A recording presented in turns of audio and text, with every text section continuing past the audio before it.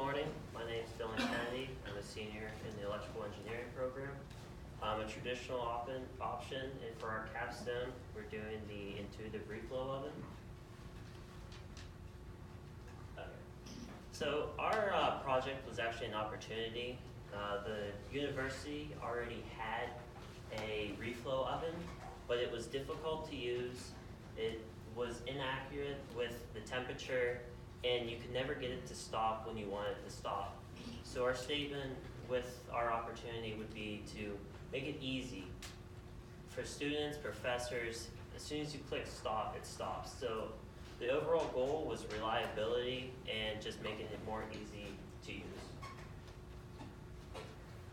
So, my name is Brian Sellers. I'm also a senior electrical engineering student. I'm the biomedical option, and after here I'll actually be staying here for my master's. Once we established what we wanted to do, we then began speaking to our customers. And our customers, to start with, we started speaking to professors. We spoke to Professor Burton, and we also spoke to Dr. McDonald. Both gave us a lot of feedback and a lot of information on what we can do to make the oven suit their needs the best. So they wanted something reliable and easy to maintain, so that the oven could be used for a long time into the future. Parts needed to be easily swappable, they needed to be replaceable, so we had to design it with those things in mind. And then it also needed to be simple for students and the professors to use. They wanted to be able for this to be used in labs by students, so that students could get hands-on experience with placing components and soldering components that they might not get otherwise. Next, they wanted it to be adaptable for research projects. So the way we code this, it's coded in Python. So Python allows it to be fairly easy for anyone to create a new process, maybe to refine the current algorithm so that it can meet their needs.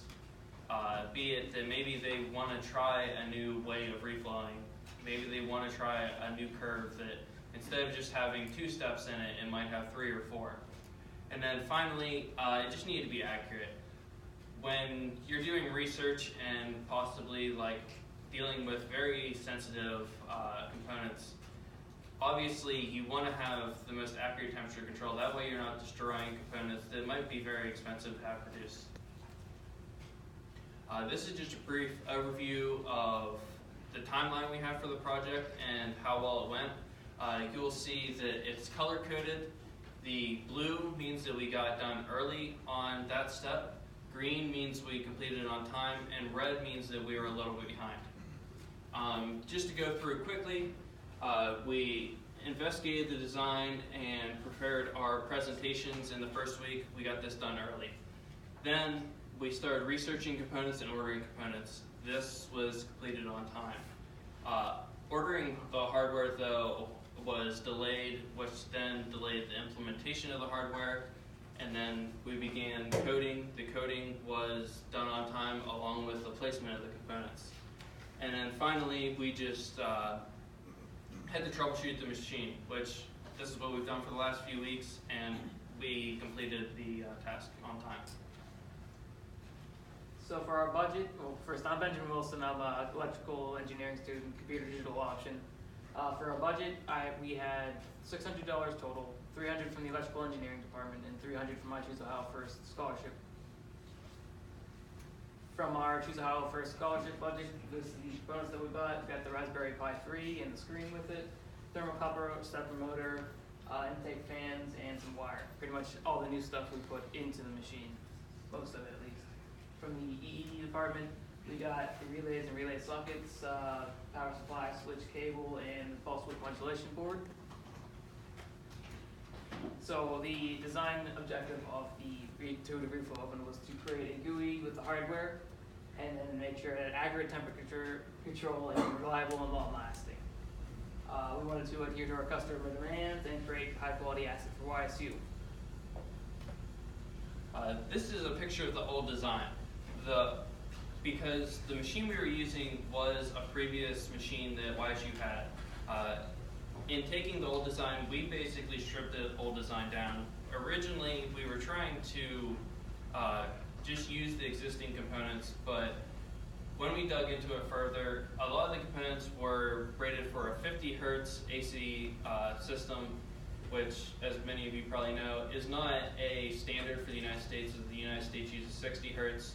So to prevent any issues and make sure everything was running optimally, we swapped a lot of the components over to DC components or AC components that were rated for 60 hertz use. So some of the problems with the previous design were that the temperature calibration of it was not very accurate.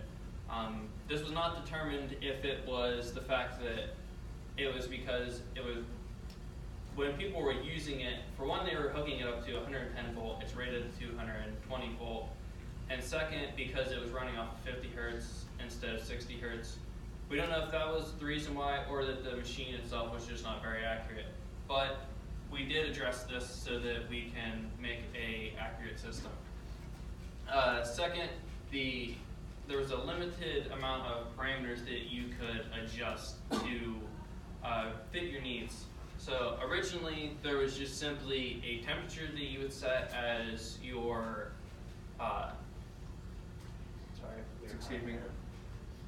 the pre-temp. So the pre-temp is the temperature that everything sits at, and it lets everything warm up and acclimate to the temperature. And then there was a max temp. The max temp is where the solder will actually melt. These were the only parameters that you could input. You couldn't set a amount of like degrees per second. So if you had components in there that were a little more sensitive, you couldn't run the process slower to meet the needs of those more sensitive components. Next, there was no emergency stop. If you hit stop on the machine, it would just wait till it finished that like process that was in, and then it would stop. But it wouldn't stop immediately. So this was a kind of a health hazard and a danger to anyone around it. Because what if a component, for whatever reason, caught on fire, or at least it started to melt and started to produce a lot of smoke or something like that. When we implemented it, we added an emergency stop to make it safer for people to use. And then, as I mentioned, there was an inappropriate power standard. It was running off of 110 volts at 60 hertz when it's rated to run off of 220 volts at 50 hertz. This is our initial design concept. Here on the left, on your guys' left, you will see the placement of components initially. So what we had initially planned, and we basically stuck with this, was that the AC power input would be taken care of on this side, and then once the AC power was implemented, it would be transformed over to DC power, and the DC power would be distributed to the components, which consist of a stepper motor driver, which drives the tray you'll see here. There's a set of fans in the front. Those help cool the components that are inside of it, again making it more reliable and less likely for components to fail. Then on the bottom here you will see a set of relays. These relays control the quartz heater tubes which heat the enclosure. Finally, we have a set of fans that blow air over the quartz heating tubes, essentially heating the components that's inside the machine. And there is a thermistor to measure that temperature. Finally, to control everything, we have a Raspberry Pi and a touchscreen interface that was initially up front. As you can see in the picture, the touchscreen, originally we wanted to put the touchscreen on the front of the machine and cut out a hole so that the touchscreen would fit. One of the issues we ran into this was that the screen wouldn't fit. It would, but it was going to be very close and the cut would have had to been very precise. We didn't want to risk messing it up and making something that looked bad. So instead, as you'll see with the final design, we created an enclosure for the screen that's external of the machine.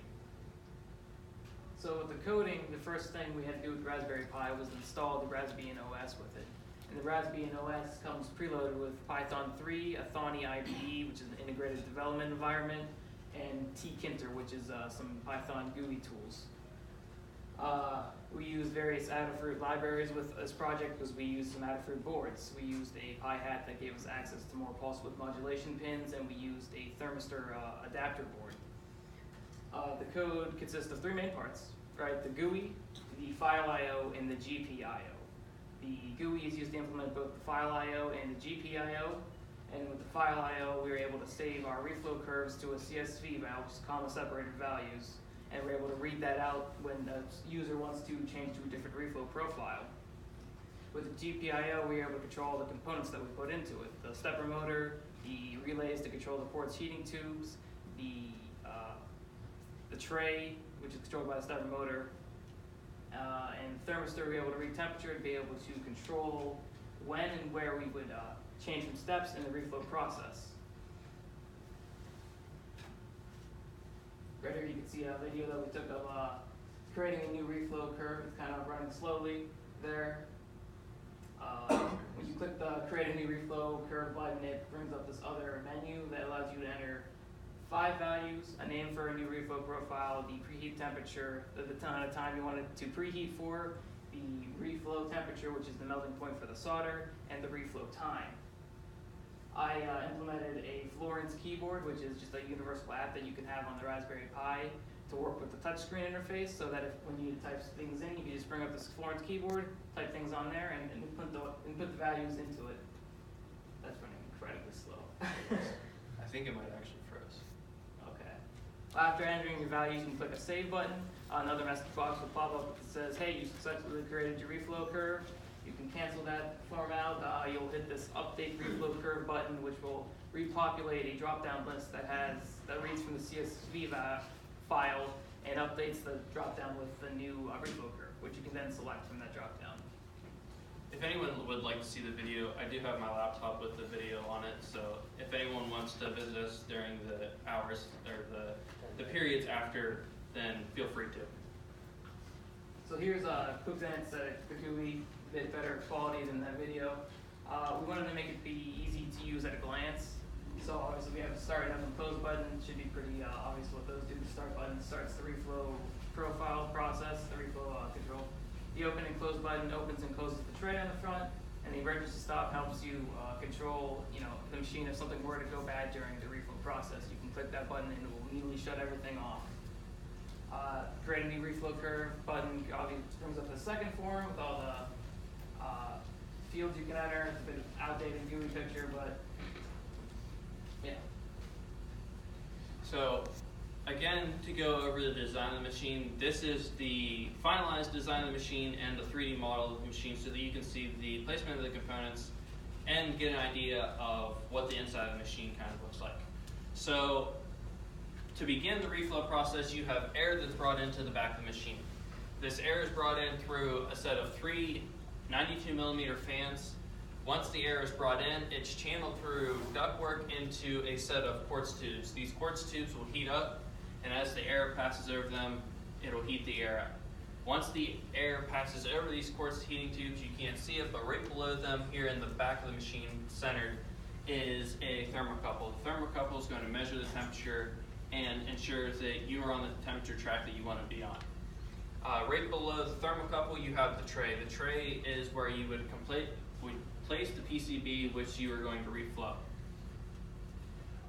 Then finally, to control the whole system, you have a stepper motor that opens and closes the tray. You have a set of solid-state relays, like I explained in the past, that are there to control the quartz heating tubes. These are also probably one of the largest wear items on the machine because they are dealing with a significant amount of current. So the solid-state relays that we chose are easily replaceable. They simply have a latch-state release and they pop out. They're a socketed design, so there's no soldering. You don't even need a screwdriver to replace them. And then finally, the last two components, you have the AC input power switch, just make sure you can safely turn the machine on and off, and a DC power supply which runs all the DC components in the machine. Some of the standards that we followed in creating the machine, I used many of the OSHA standards to explain what we did. So just to briefly run through them, there's the 1910 303B standard. This standard says that you should have all components securely mounted, and then there should be a significant amount of airflow over them to make sure that every component stays cool and doesn't exceed the max temperature that it's rated for.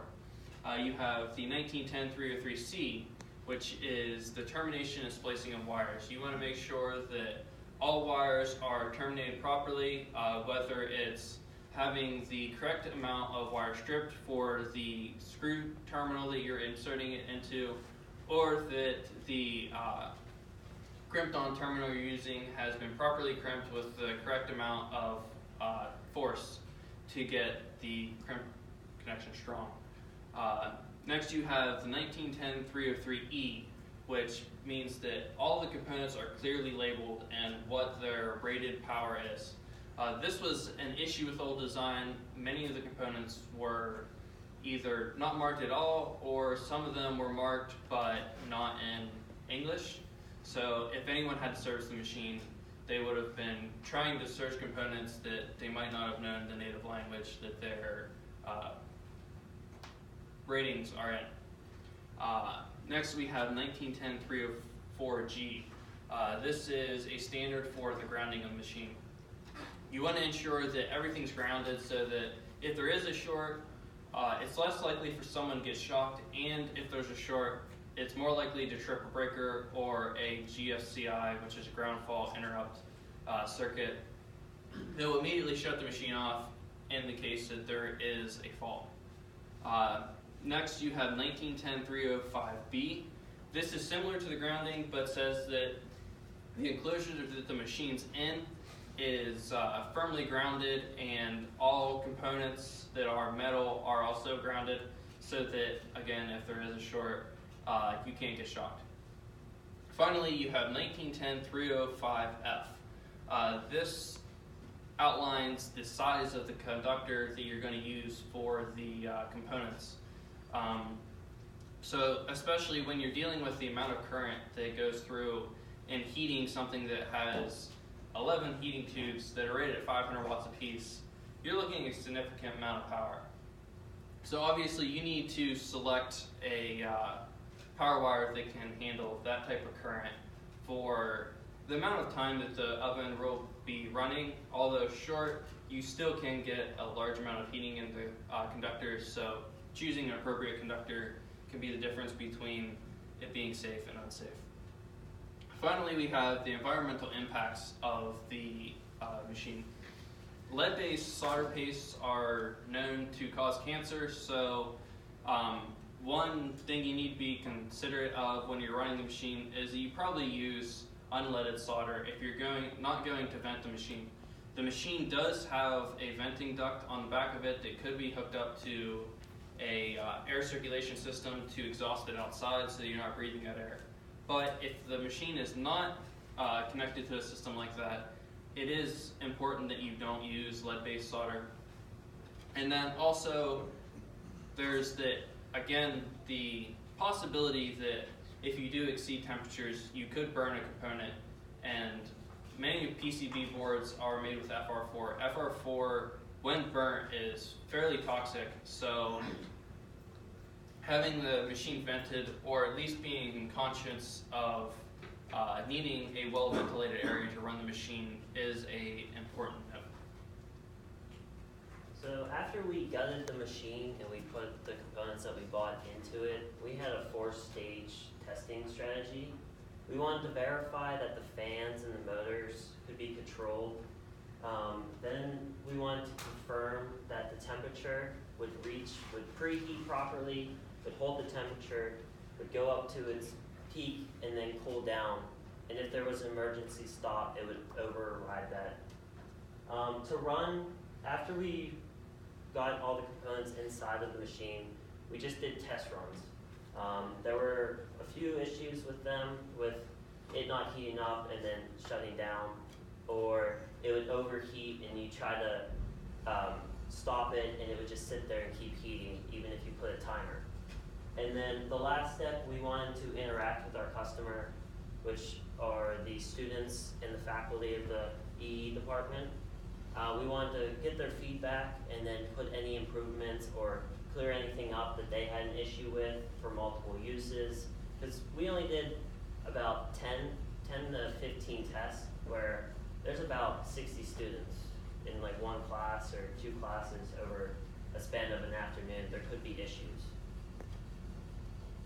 And then the results of our tests. So as I said earlier, our initial test had a timing problem and a heating problem. You can see from this, we put a timer, and whenever the timer was ending, the heaters kept going. That was just a code problem, which Ben then verified and confirmed and then fixed it right there and then. The PCB tray kept getting stuck or wouldn't close all the way. We came to the realization a few nights ago that it was actually how fast the motor was moving. It kept skipping.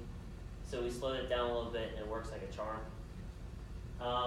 So this first picture up here, the black line indicates a generic reflow of preheating, holding, going up to your max temperature, and then cooling down. The red line on the graph is our oven with the door closed.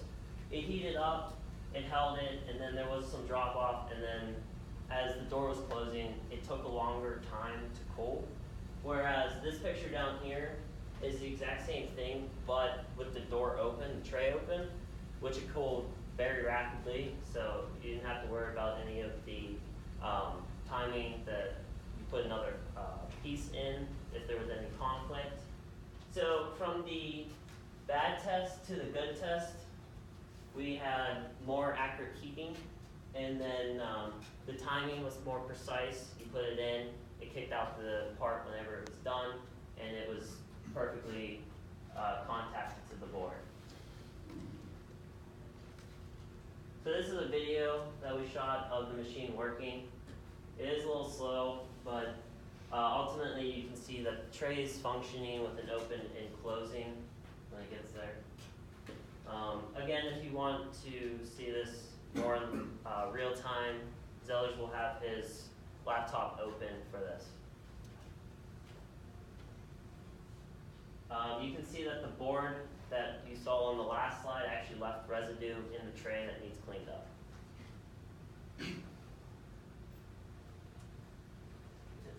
Yeah, for time's sake, I'm just going to skip it because the video is not running smoothly. So our next steps, we want to completely release it with all the improvements to the students and faculty.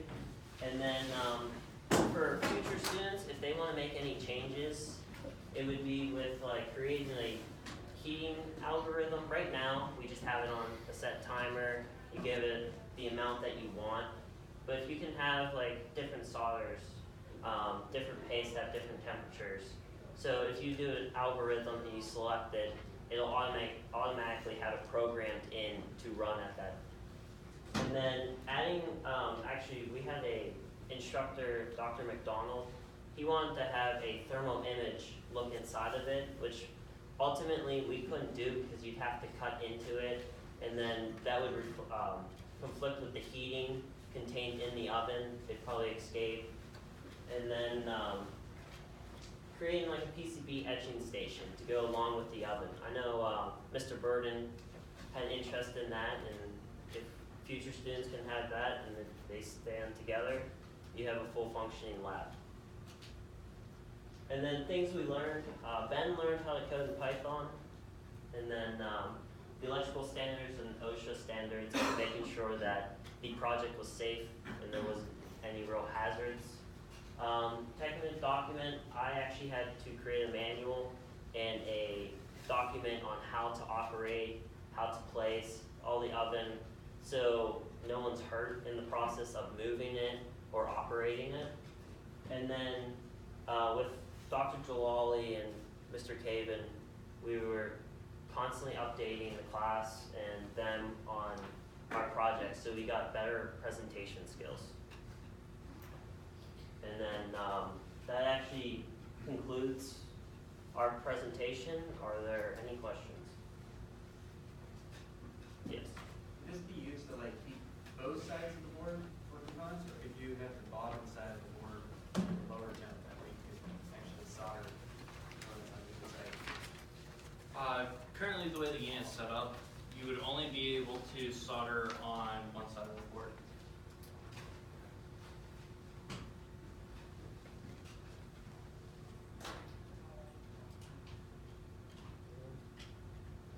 Dr.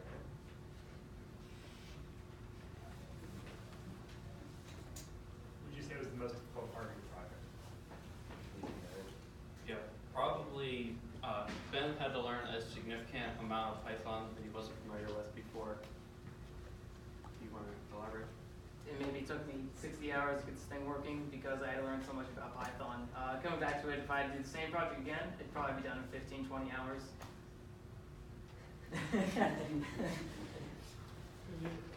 Any further improvement for the future on this? As Dylan mentioned, improving the algorithm that's used to set the temperature. Currently, we're using just an on and off temperature control. Once it gets to the temperature, it shuts off heating and then ramps up the fans to help cool it down and get it back to the temperature you want it at. And then once it drops below, it starts to turn on again. All the components inside are rated for PWM control. So if someone could implement it to where there was a PID function, and as you started to get close to the temperature, it would start to reduce the amount of voltage and current going to the components through PID and PWM to get a more accurate temperature control. That would be ideal. Also, as Dylan mentioned, adding a thermal imaging camera is a very interesting concept because by adding a thermal imaging camera, say you're trying to develop a new process of reflowing components, or you're working on maybe even a new solder paste or something of that sort. With a thermal imaging camera, you can monitor the temperature of all the components inside the machine to ensure that you get the best results for your needs. What would be the overall total cost of this? Any idea? The total cost for us to build it, we had $300 from Ben's Choose Ohio First funding, and then we had $300 from the electrical engineering department's funding. Plus, we went over a little bit on the electrical engineering department's funding. So the total was probably around $650. Plus, if you wanted to make a whole new machine, you would have to include the cost to buy quartz heating tubes and the cost to have the metal enclosure that we reused to manufacture. I believe this exclude the time that all three of you spent. Yeah, that doesn't include our Taking into consideration the time that you spent on the interview.